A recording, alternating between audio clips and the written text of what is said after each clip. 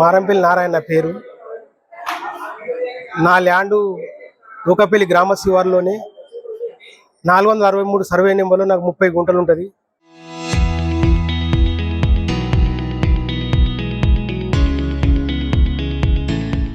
ఈ 30 గుంటల ల్యాండ్ నేను గతంలో ఒక 3 సంవత్సరాల కింద కొనుక్కొని దానికి అద్దులు కనీలు వాతుకొని వైర్ ఫెన్సింగ్ చేసుకుని ఇంకా నా బిడ్డ పెళ్లి రోజు గత ఒక 6 నెలల కింద నా బిడ్డ పెళ్లి అయింది. నా బిడ్డ పెళ్లి రోజు ఐమాక్స్ లైటు చెవుల మధ్య శ్రీనివాస్ అని అప్పుడు సర్పంచ్ లేడు, దాంట్లో గర్భంలో నడి భూమిలో ఐమాక్స్ లైట్ వాతిండు. పాతినప్పుడు అప్పటికి స్పెషల్ ఆఫీసర్కి ఇచ్చిన, కార్యదర్శికి ఇచ్చిన, తర్వాత ప్రజావాణిలో కలెక్టర్ గారికి ఇచ్చిన, డిపిఓ గారికి పంపిండ్రు. డిపిఓ గారు ఎంపీఓకి చెప్పిండు.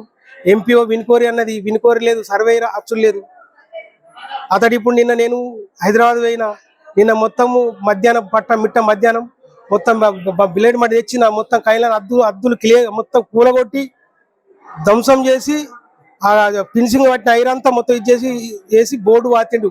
ఇది జీపీ ల్యాండ్ అని. అంటే కలెక్టర్ ఎందుకు, ఆర్డీఓ ఎందుకు, ఎంఆర్ఓ ఎందుకు, కాగితాలు లేకుండానే పట్ట చేసుకున్న ల్యాండ్నే మోసం అన్నాక నేను ఇక్కడ బతుకుడు లేదా?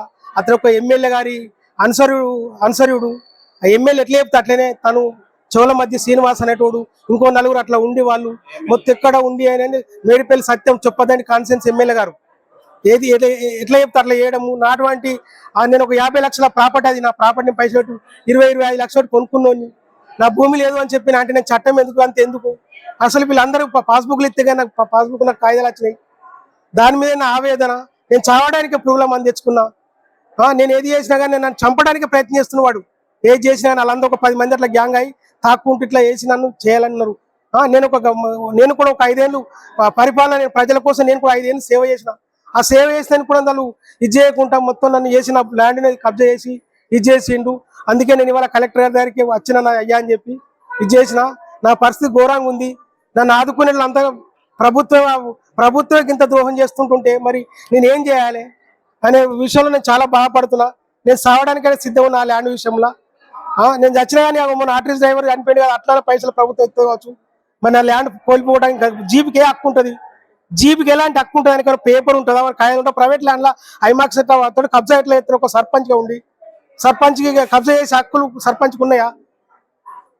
ఒక గవర్నమెంట్ ల్యాండ్ గేట్ అయితే నన్ను ఇచ్చేయని, డాక్యుమెంట్ ప్రకారంగా నాకు లేకపోతే నన్ను ఇప్పుడు అరెస్ట్ చేయని, డాక్యుమెంట్ ప్రకారం లేకపోతే అరెస్ట్ చేయని. కానీ గవర్నమెంట్ ల్యాండ్ అయితే వాళ్ళు ఇది చేసుకున్న పట్టా ల్యాండ్లకి ఎట్లా ఇది చేస్తారని నేను కలెక్టర్కి ఇప్పుడు అందుకే ఇచ్చడానికి వచ్చిన పరిస్థితికి ఇది.